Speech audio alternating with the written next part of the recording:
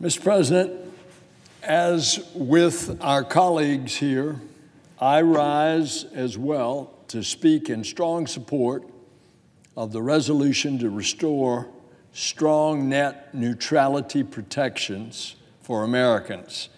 This is obviously what the American people want, and for the vote that was just taken on the motion to proceed, 52 for, 47 against, I think it is showing you how the American people's will is being expressed in a bipartisan way, because the American public understands how important these protections are to their lives and the future of the internet. They do not want to have their websites blocked or internet access slowed. And they certainly don't want internet providers making those decisions of blocking or slowing. More than 20 million residents of Florida understand just how vital it is to have a free and open internet. And I say that for my state, but that is obviously the same for every other state as well. Millions of school children in my state and across the entire country. In my state, from Pensacola to Orlando to the Florida Keys, benefit from an education built on a free and open internet. And that's why educators and librarians throughout the country have rallied in favor of net neutrality, knowing that an internet that is no longer free and open is a lost educational opportunity for our children. Florida's colleges, universities, and technical schools rely on the free and open internet for their vital educational and research missions. Unfettered access to the internet is essential to research.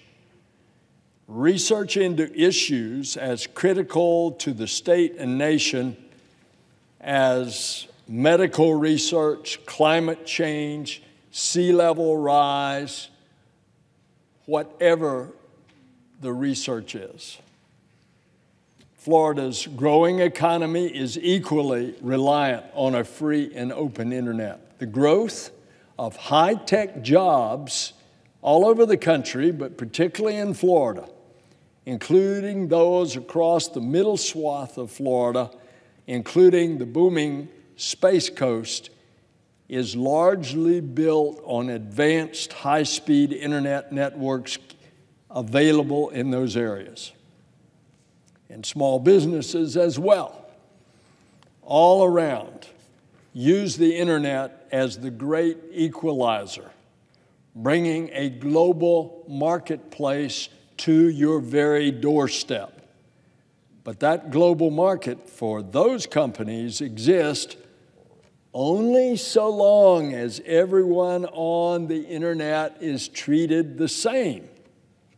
If you start picking and choosing, then you lose the value of that equalizing, where a small company can have a great idea and have access to the information just like a big company can do. Citizens throughout my home state rely on the internet for civic and social engagement. The internet is today's social forum. It's a tool that we use to stay engaged in the lives of family, friends, and peers. The internet can also be an equalizing force, and as such, has been a place where communities of color have been able to tell their own stories in a way that they've never been able to tell before. And it has given minority communities the power to organize, to share, and to support each other's causes. To limit access to that net would be to help silence these voices that are just beginning to be heard. I don't think we want to do that. Congress must ensure the internet remains open to all, and thus the vote that we have coming up in just about an hour and a half.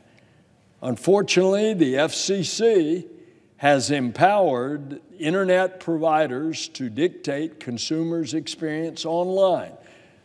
What the chairman of the Federal Communications did, Chairman Ajit Pai, he went overboard in what he has tried.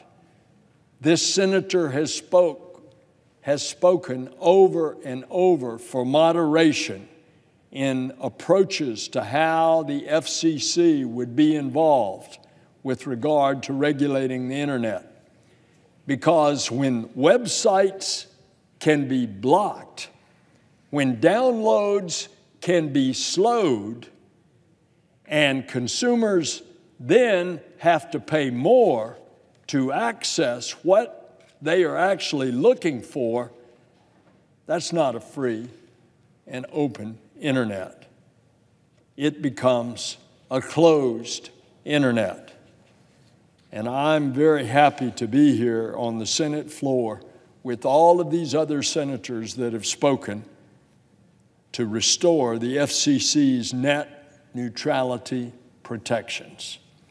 The resolution before us immediately restores the FCC's strong consumer protections for the internet. It will make sure that the internet content cannot be blocked or it cannot be throttled. It will prevent internet providers from charging more for transmitting certain content, certain favored content. It will preserve the FCC's authority to examine other practices that can harm consumers. And it will make sure that consumers are given understandable, basic information about their internet service. And so it's necessary that this Congress protect consumers' access to the internet. So the choice before us today is clear. A vote in favor of this resolution is a vote to restore the free and open internet. It's a vote to keep control of the internet in the hands of those who use it.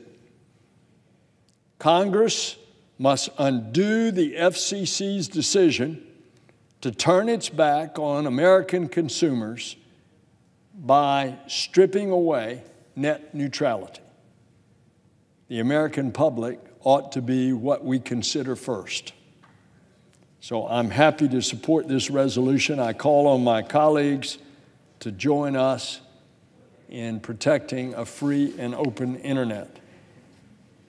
And Mr. President, I would say in closing that this senator, as one of the leaders of the Commerce, Science, and Transportation Committee, has so often spoken in favor of the two sides getting together and negotiating legislation, because if we keep going through this roller coaster, that the FCC does one thing, and then the roller coaster goes the other way, and it does another thing, and each time it acts, it goes into court. Ultimately, there ought to be a legislative solution. But today is to take a stand on the excessive action of the FCC so that it will set the table in order that we can go about and make sure protecting the free and open internet and give the ingenuity and creativity and Yankee inventiveness of this country the opportunity to continue to blossom forth by using this new technological tool that has been virtually put into use just in the past decade.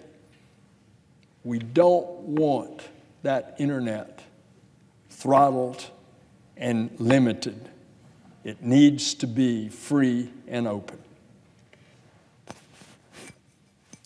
Mr. President, I yield the floor.